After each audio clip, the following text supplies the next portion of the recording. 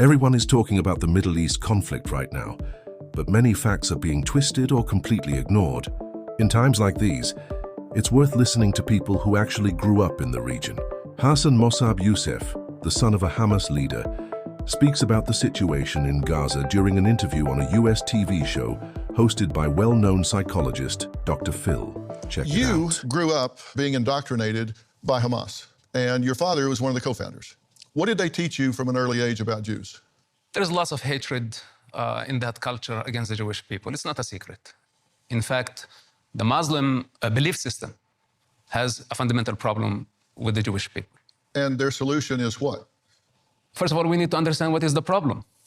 Because from a personal experience with the Jewish people, all I saw, the most amazing, most productive, and most successful nation in the world that don't harm anyone else. So why the Muslim people hate the Jewish people? They don't have a reason except the ideological reason. And that is, in some Islamic texts, they say that Muhammad had a problem with the Jews, and Muhammad is their prophet, so they follow his footsteps. But in reality, Muhammad did not write a word that says anything against the Jewish people. You can say hatred as one motive, but it's not only hatred. And I was born there and part of that culture, part of that religion. And I barely understood this monster. That's why I described it as black hole. Then some people hear about Hamas, or they see an avatar of a Hamas fighter carrying a rifle, a freedom fighter, and they think it's a fancy idea, to support such a monster. This is why I call them idiots, absolutely idiots, because they don't know what they are supporting.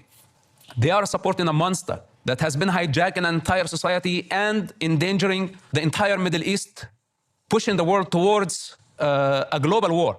Instead of condemning such a monster that they just committed ethnic cleansing against innocent people, then kidnapped hundreds of hostages, then used their own people as human shields. And none of those pro-Palestine people condemned Hamas up to this day. How long would it take them to realize that this is not only enemy of Israel, it's enemy of civilization? So when I see protesters on campuses like Harvard, of course I was outraged. I am still outraged. This time people need to go to a mental asylum.